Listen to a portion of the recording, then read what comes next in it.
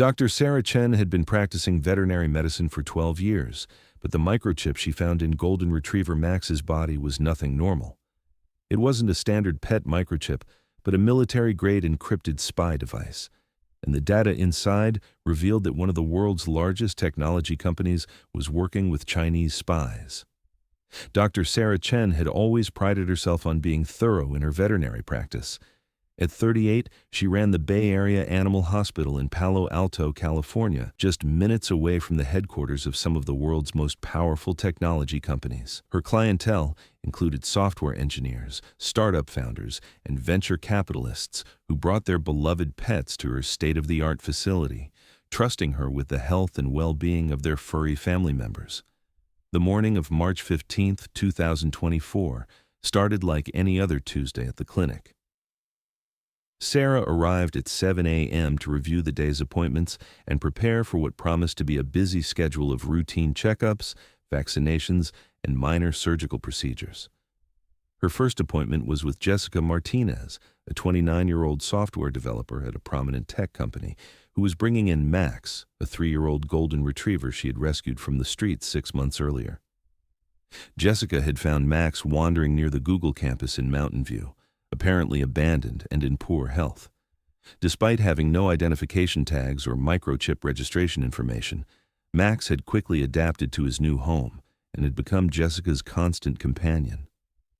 However, over the past few weeks, Jessica had noticed that Max seemed to be experiencing some discomfort, occasionally pawing at his chest area and showing signs of mild distress during certain activities. "I'm probably being overly cautious," Jessica explained as she led Max into the examination room. "But he keeps scratching at this one spot on his chest, and I can feel what seems like a small lump under the skin. I just want to make sure it's nothing serious."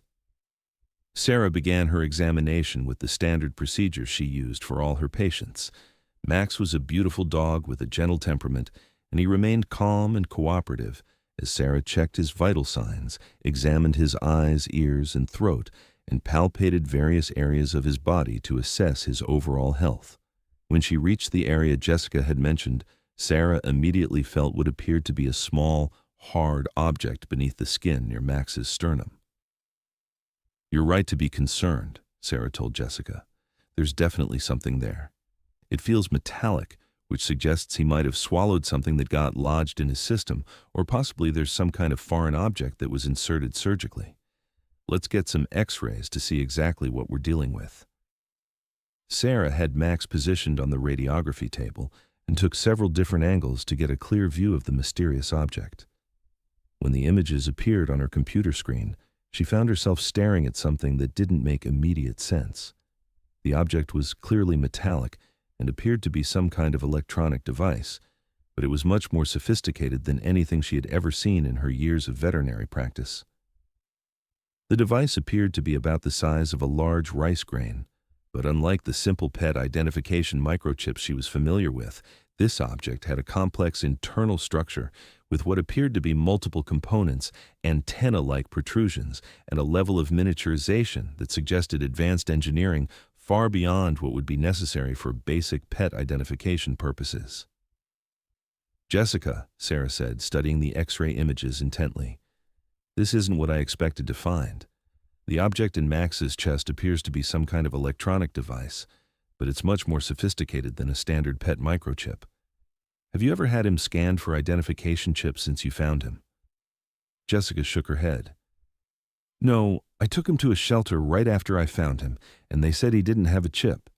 That's part of why I assumed he was abandoned. If he had been chipped, we would have been able to contact his original owners." Sarah's curiosity was piqued by the discrepancy between the shelter's assessment and what she was seeing in the X-ray images. Standard microchip scanners used by shelters and veterinary clinics were designed to detect specific radio frequencies used by commercial pet identification systems, but if this device was operating on different frequencies or using different technology, it might not have been detected by conventional scanning equipment. "I'd like to remove this device and examine it more closely," Sarah explained. "It's positioned in a location where it shouldn't cause Max any problems if we extract it, and I'm curious to understand what exactly it is and how it ended up in his body.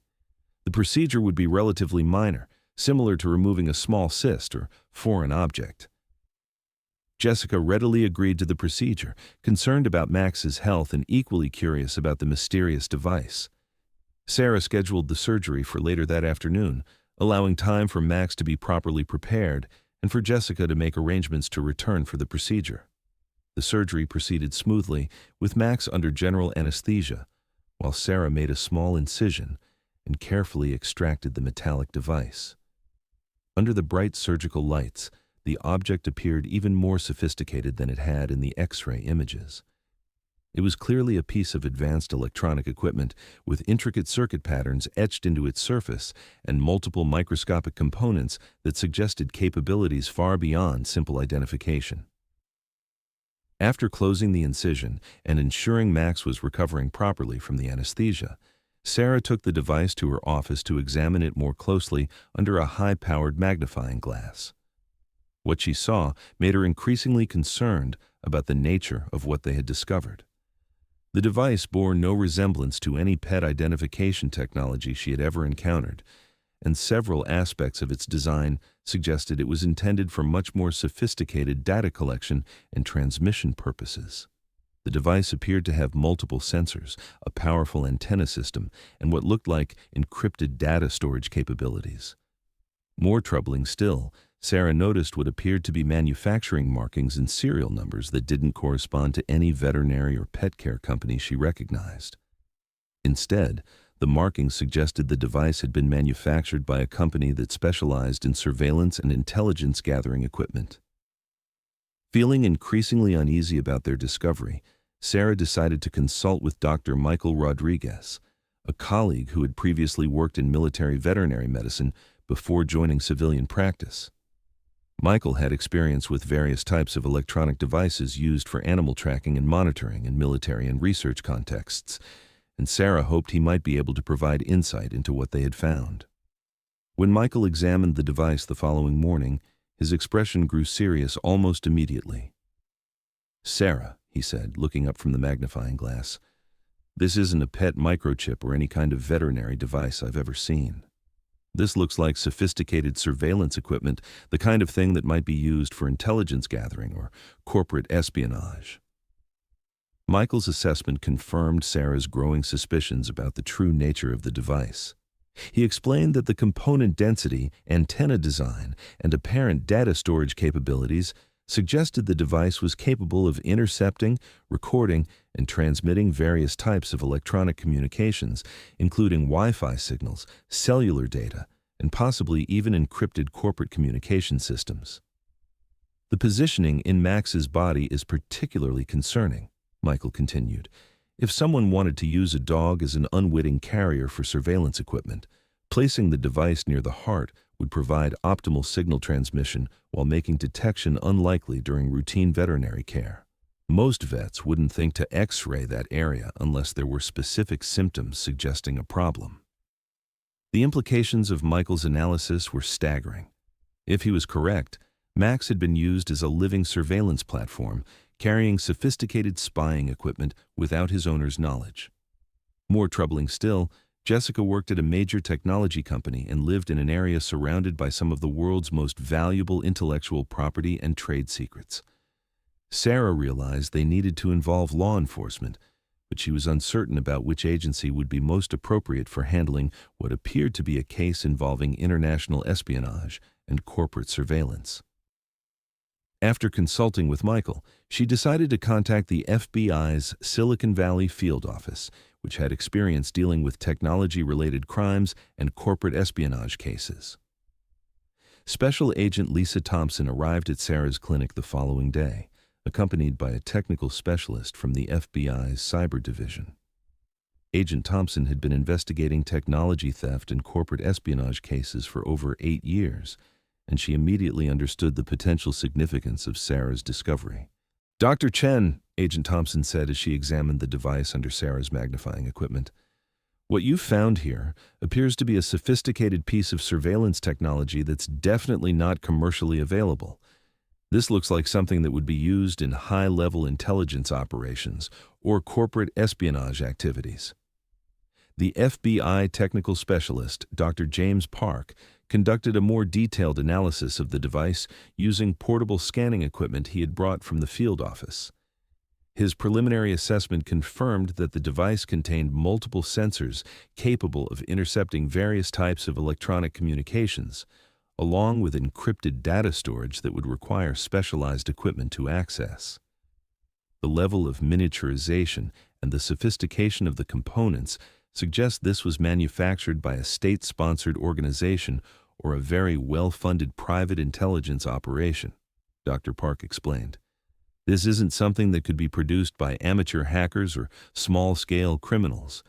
We're looking at the work of professionals with access to advanced manufacturing capabilities and significant financial resources. Agent Thompson arranged for the device to be transported to the FBI's specialized laboratory in Quantico for comprehensive analysis, while also beginning an investigation into Max's background and the circumstances surrounding Jessica's discovery of the dog. The investigation would need to determine how the device had been implanted in Max, who was responsible for the operation, and what information might have been collected through the surveillance system. Over the following weeks, the FBI's analysis revealed the scope and sophistication of the espionage operation that Max had unknowingly been part of.